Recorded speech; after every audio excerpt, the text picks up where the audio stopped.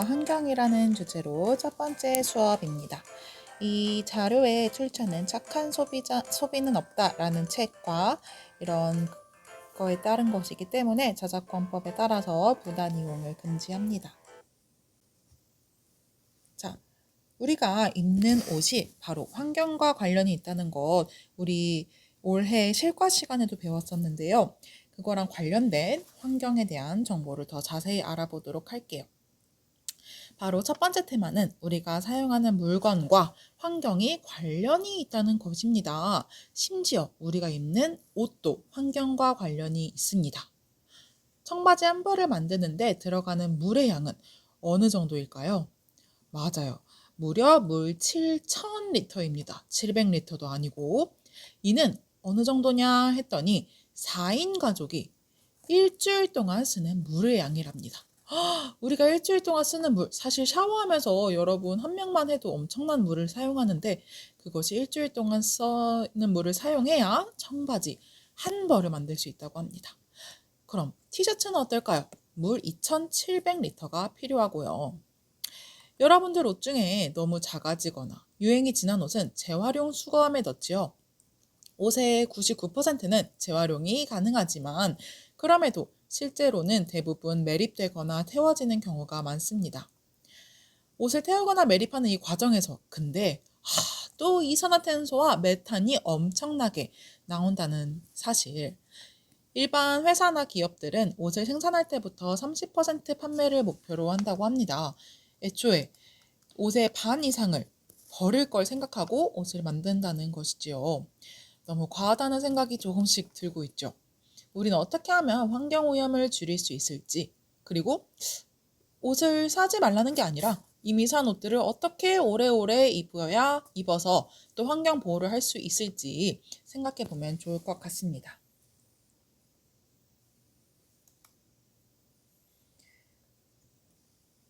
자, 이 사진은 중국에서 온 중국 미세먼지가 보이는 사진이죠.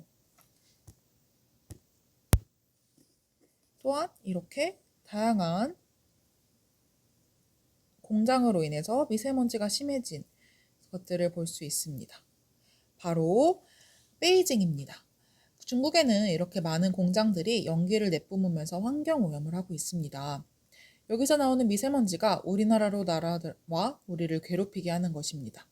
그런데 이 미세먼지의 원인이 바로 우리도 책임이 있다는 것 생각해 본 적 있나요? 여러분이 공장에서 무엇을 만들까요? 맞아요. 여러 가지 메이드 인 차이나 제품을 만듭니다. 우리 메이드 인 차이나 제품 아시죠? 많이 쓰시죠? 선생님만 해도 사실 빼놓고는 살 수가 없습니다. 이 공장에서 물건을 만드는 이유는 바로 우리가 중국의 물건을 주문했기 때문이죠.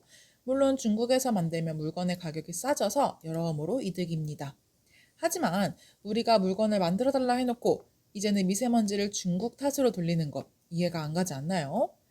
깨끗한 환경에서 물건을 만드는 나라의 물건을 산다면 환경 보호에 도움이 될 수 있습니다.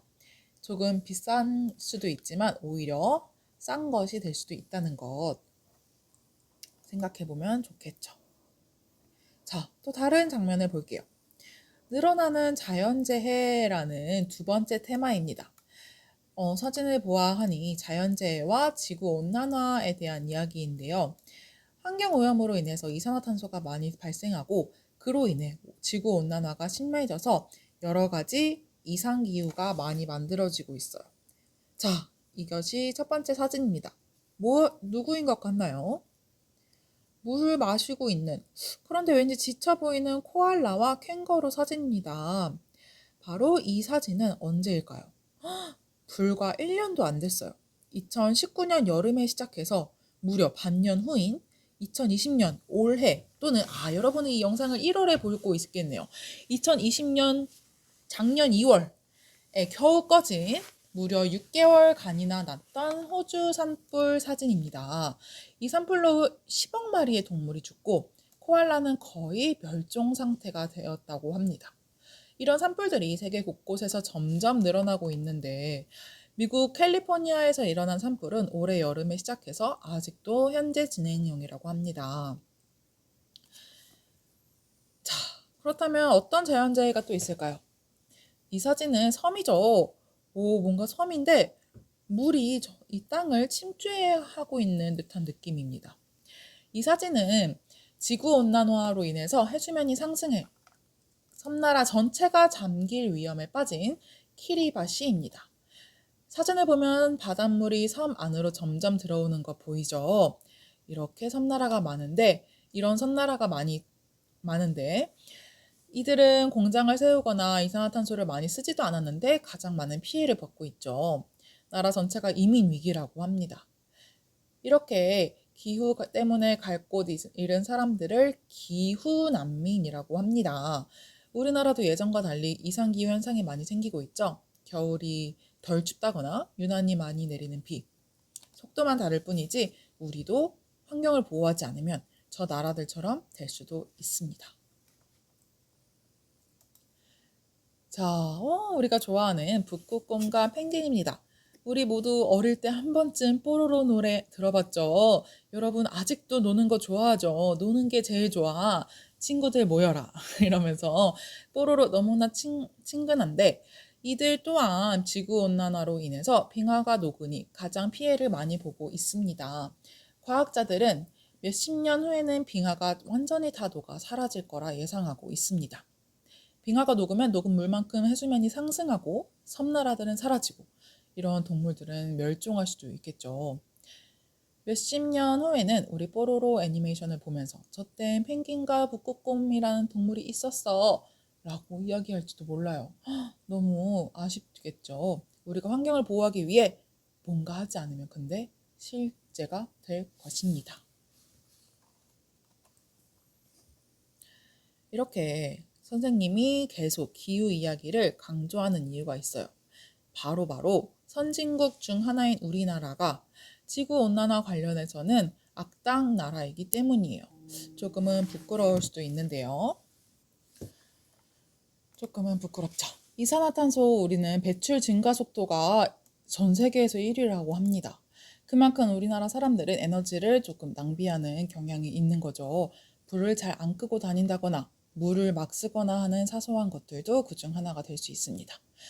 우리는 기후변화를 위한 노력도 거의 하지 않고 있습니다. 그래서 58개국 중에 우리는 그 노력 정도를 매겼을 때 뒤에서 네 번째예요. 54위라고 합니다. 그리고 2020년도에는 여전히 기후 악당인데요. 우리는 선진국인 만큼 책임있게 멋지게 에너지를 낭비하지 않을 책임이 있습니다. K방역, K팝뿐 아니라 K기후 히어로가 될 수 있도록 우리 친구들도 도와주세요. 어떻게 노력할 수 있을까 한번 보겠습니다. 바로 이런 뭔가 예상이 되죠. 음식의 불균형. 여러분 어제 밥 그리고 오늘 아침 밥 잘 먹었나요? 혹시 남긴 건 없었나요? 부끄럽지만 선생님도 음식을 다 먹지 못했어요. 하지만 우리가 조금씩 남기는 이 음식들이 1년이 되면 얼마나 많을지 혹시 상상해 본 적 있나요? 전 세계 먹을거리의 3분의 1이 먹지도 않고 그냥 버려진다고 합니다. 유통기한이 지나서 혹은 사람들이 안 먹어서 또는 남겨서. 이 사진을 볼까요? 저울의 한쪽에선 음식이 넘쳐납니다. 한쪽으로 여기에는 음식이 밖으로 떨어지고 있죠. 그런데 한쪽에서는 음식이 없어서 굶어 죽어가고 있죠. 한 명과 여러 명의 무게가 같은 것을 볼 수 있죠. 비만으로 사망한 인구가 무려 300만 명인데 기아로 사망한 인구는 오히려 100만 명인 시대가 도래했습니다. 식량 부족 사태에 처한 인구는 200만 명이라고 합니다. 뭔가 이상하죠? 한쪽은 많이 먹어서 아프고 한쪽은 못 먹어서 아프고 우리가 외면하는 현실입니다. 여러분은 음식 먹을 때 그래도 먹을 만큼만 받고 되도록 남기지 않았으면 합니다. 할 수 있겠죠? 또 우리가 환경을 위해 할 수 있는 또 다른 사실입니다. 고기도 환경과 관련이 있습니다. 왜일까요? 왜냐하면 지구의 곡물 3분의 1을 소가 먹기 때문이죠. 곡물, 세계에서 생산되는 쌀 또는 뭐 현미 또는 곡식류들을 3분의 1을 소가 먹는다고 합니다. 아프리카에선 사람이 먹을 것도 없어서 죽어가는데 소는 이렇게나 곡물을 많이 먹고 있었습니다. 소가 사람에게 전해준다면 참 좋을 텐데 말이죠. 두 번째, 또 소가 밥 먹고 트림하는데 이 트림에서 메탄 1억 톤이 나온다고 해요. 이 메탄이 왜 위험하냐 했더니 이산화탄소의 20배만큼 지구온난화에 나쁘다고 합니다. 그렇기 때문에 이렇게 글씨로도 있죠. 그렇기 때문에 우리가 고기 먹는 양을 조금 줄이거나, 그러니까 아예 배고플 때까지 먹지 마라 이게 아니라 과식을 조금 줄인다면 환경에 도움이 될 수 있습니다. 또 지구 전체 이산화탄소 15%는 이렇게 동물을 기르는 축산업에서 나온다고 합니다. 이렇게 보니 우리가 생각보다 환경을 지킬 수 있는 방법이 사회 곳곳에 숨어 있는 것 같네요. 그죠? 안 먹을 순 없죠. 우리는 탄단지, 탄수화물, 단백질, 지방을 골고루 섭취해야 하기 때문에 안 먹을 순 없습니다. 하지만 조금 줄여보는 건 어떨까요? 이렇게 일주일에 하루 고기를 안 먹거나 줄이면 1년이 지나면 560km의 거리를 운전할 때 나오는 온실가스를 줄일 수 있습니다. 일주일에 하루 안 먹는 것만으로도 이렇게 바뀔 수 있어요. 여러분들이 좋아하는 햄버거에 들어가는 소고기 패티 한 장, 또는 그 소고기 패티 한 장에 휴대폰을 6개월 동안 충전할 수 있다고 합니다. 와, 엄청 우리가 살아가는데 많은 에너지와 전기 그리고 이산화탄소를 생산하고 있죠. 또한 이 패티 하나에 1609리터의 물도 필요합니다. 이 양이 무엇이냐 했더니 바로 1700명의 사람이 하루에 마시는 물의 양입니다. 소고기 패티 한 장에 들어가는 에너지와 물이 생각보다 크죠. 그러니까 우리 친구들도 채소와 과일, 탄수화물도 잘 섭취하면서 식습관을 길러가면 좋겠습니다. 다음은 밝은 면이란 유튜브의 채널이 출처인 지구환경 보호를 위한 22가지 놀라운 발명품에 대한 영상입니다. 이 영상을 보면서 그래도 우리 인류가 환경을 위해 어떠한 발명품을 만들었나 보면서 여러분이 하실 것은 배운 공책에 나라면 어떤 걸 만들 수 있을까? 라는 거를 나의 발명품 만들기를 적으시면 됩니다. 알겠죠? 영상 보면서 꼭꼭 아니면 선생님 저는 발명이 너무 어려워요 하면은 여기서 22가지 중에서 인상 깊은 거를 3가지라도 적어보시고 3가지 요약 메모를 하시고 그 후에 이걸 어떻게 내가 일상 속에서 변형해서 쓸 수 있을지 실천 방안을 써보시면 됩니다. 자, 바로 이것입니다. 자, 첫 번째, 아까 우리 지금 10분 넘게 선생님이 환경을 왜 지켜야 하는지에 대해서 내가 어떤 실천을 할 수 있을지 간략하고 간접적으로 설명해 드렸는데요. 그걸 보면서 내가 할 수 있는 노력, 생활 속에서 할 수 있는 노력 3가지 생각하셔서 적으시면 되고, 어디다가 배운 공책이겠죠? 배운 공책에 네, 하시면 되고요. 또 두 번째, 선생님 이제 볼 영상을 보고 인상 깊은 발명품을 3가지 적어보시면 되고, 마지막으로 내가 이제 환경을 위한 발명품을 제작한다면 어떤 것을 어떻게 만들 것인지 한번 계획으로만, 직접 만들면 너무 좋겠지만 그것이 힘들다면 그냥 공책 속에 발명 계획서 같이 써보시면 될 것 같습니다. 어디다가 배운 공책에 언제 이 영상을 보면서, 알겠죠?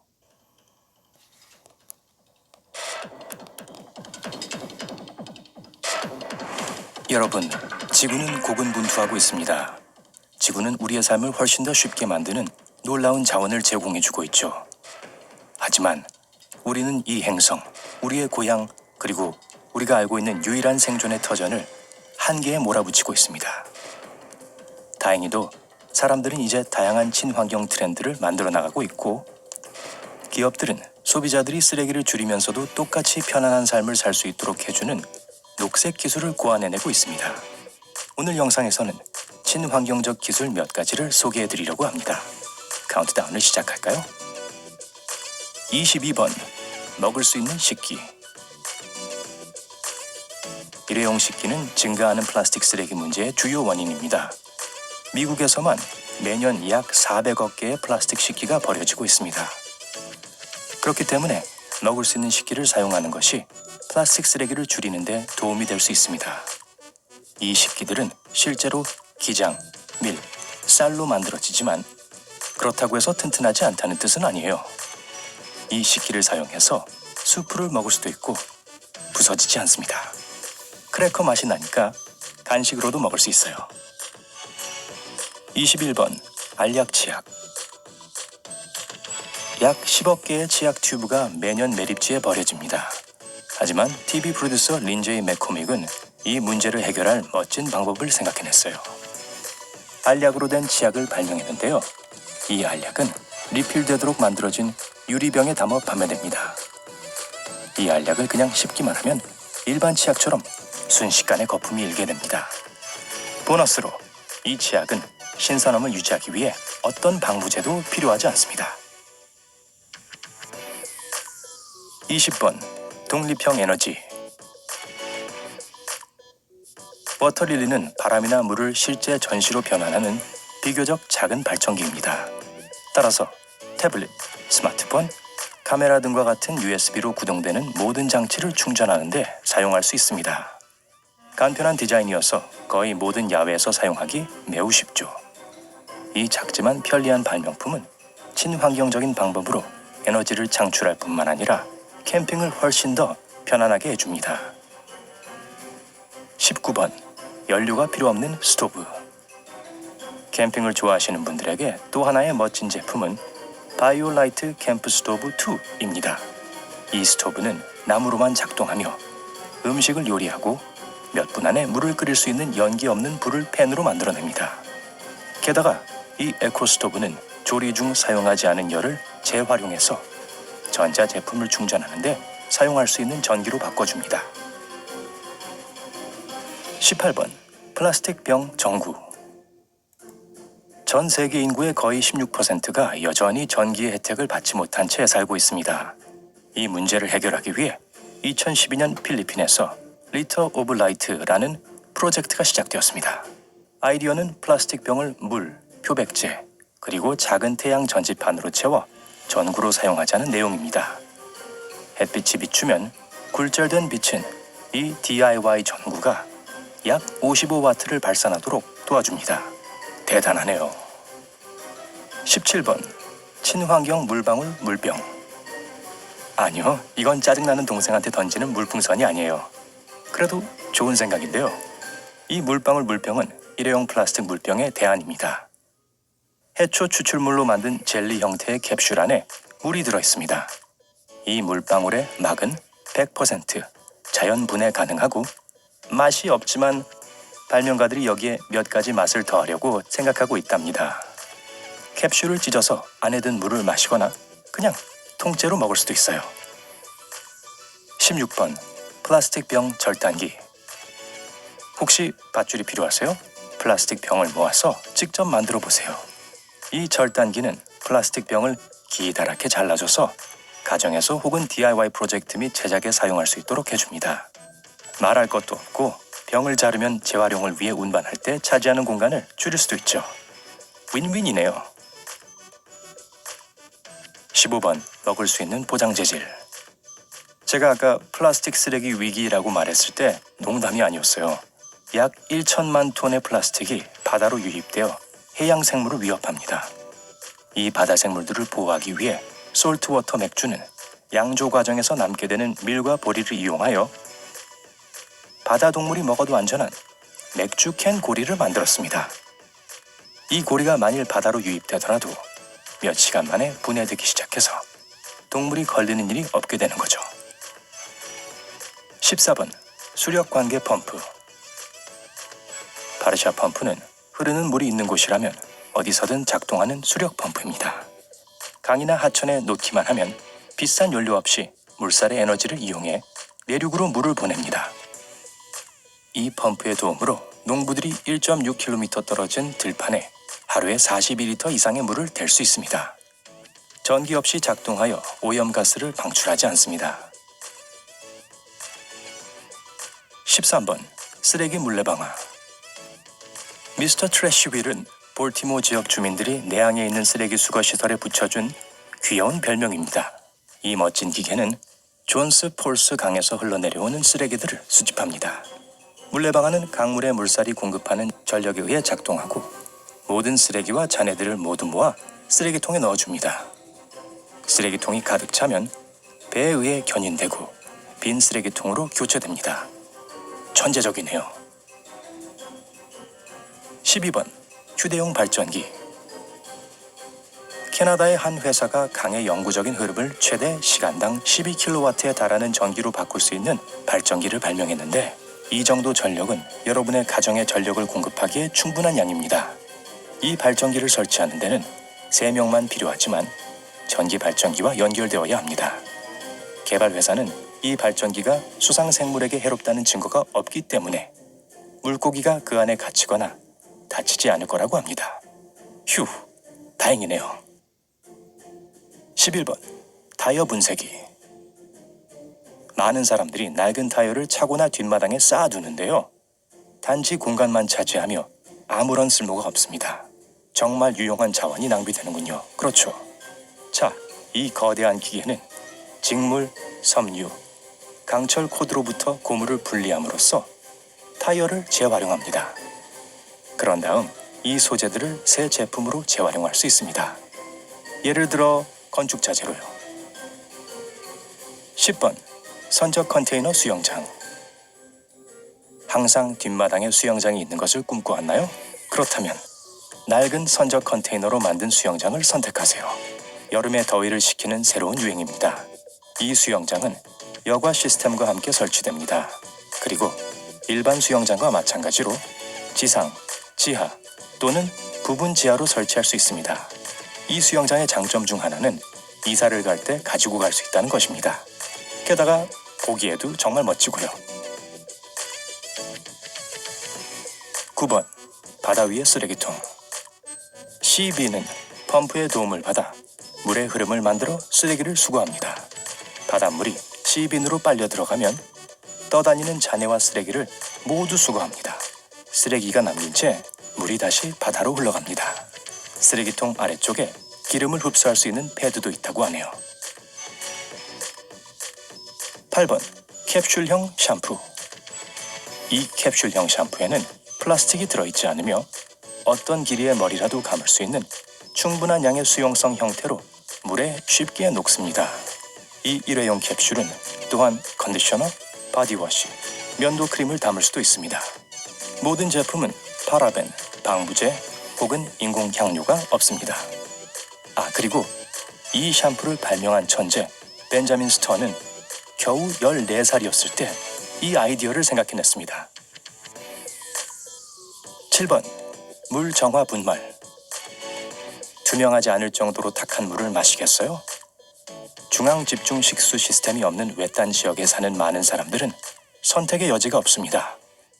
그들에게 정화된 물은 꿈 같은 일이지만 이제는 현실이 될 수 있습니다. 이 놀라운 분말은 모든 박테리아를 죽이고 먼지와 오염물질과 결합해서 바닥으로 가라앉게 합니다. 6번 자연 분해 봉투. 카사바 전분으로 만든 이 자연 분해 봉투는 물에 완전히 녹습니다. 발명자 케빈 쿠말라는 심지어 이 봉투 조각이 녹아있는 물을 마시는 것이 해롭지 않다는 것을 증명했어요. 5번 월풀 터빈. 조만간 친환경 터빈이 큰 사업이 될 것으로 보입니다. 이 제품은 움직이는 부품이 하나뿐이어서 더 오래 작동할 수 있고 유지 관리가 많이 필요하지 않습니다. 농촌 지역에서 전기를 생산하기 위해 설계되었고 하루 24시간 수십 채의 가정에 지속적으로 전력을 공급할 수 있습니다. 4번 쓰레기를 가스로 바꾸는 퇴비통. 어떤 분들은 이미 퇴비통을 사용하고 있겠지만 이 퇴비통은 뒷마당에서 재생 가능한 에너지의 원천을 직접 만들 수 있게 해줍니다. 온갖 종류의 음식 쓰레기를 홈 바이오가스에 넣을 수 있습니다. 그리고 나서 통 안에 있는 박테리아는 유기물을 분해해서 생물가스를 방출시키고 이 가스는 파이프를 통해 이동하여 요리를 하는데 사용될 수 있습니다. 3번 페달 에너지 세탁기. 스핀 사이클이라는 적절한 이름이 붙여진 이 기계는 플라스틱 드럼통이 부착된 자전거처럼 보입니다. 하지만 실제로 하는 일은 여러분이 자전거를 타는 동안 옷을 세탁하는 것입니다. 이 발명품은 개발도상국에 살고 있고 전기가 없는 사람들에게 완벽합니다. 아니면 정말 바쁜 멀티태스커들에게도 좋겠어요. 2번 워터로터. 워터로터는 천천히 흐르는 물의 흐름에서 녹색 에너지를 얻는 특별한 터빈입니다. 자, 제가 터빈이 미래 유망 사업이라고 했죠? 시속 3km 정도로 느리게 흐르는 물에 담가두면 충분한 양의 전기를 만들어낼 수 있습니다. 1번 대변으로 만든 숯. 우선 설명을 들어보세요. 믿거나 말거나 23억 명의 사람들이 화장실 없이 살고 있습니다. 그래서 대변이 물 공급원에 스며들면 진짜 문제가 되는 겁니다. 그래서 아프리카의 영리한 사람들은 대변을 연료로 바꾸기로 결심했어요. 우선 3주 동안 온실에서 대변을 건조시키고 매우 높은 온도에서 가열합니다. 그 모든 것이 끝나면 냄새는 사라져서 다음 바비큐 파티를 계획할 수 있습니다. 전 글쎄요. 이 발명품들 중 어떤 것을 시도해보고 싶나요? 아래 댓글. 자, 이렇게 많은 발명품들을 환경을 위해서 만든 과학자분들이 정말로 존경스러워지는 시간입니다. 자, 여러분, 이제 여러분이 적어야 하는 시간입니다. 배운 공책에 이렇게 3가지 적으시면 됩니다. 오늘도 너무 수고 많으셨고요. 선생님이 이 화면 계속 볼 수 있게 켜놓을 테니 이거 적으면서 오늘 수업 마무리해 보도록 하겠습니다. 이 발명품 기억이 안 나면 다시 돌아가서 봐보면 되겠죠? 그럼 오늘도 수고 많으셨습니다. 안녕.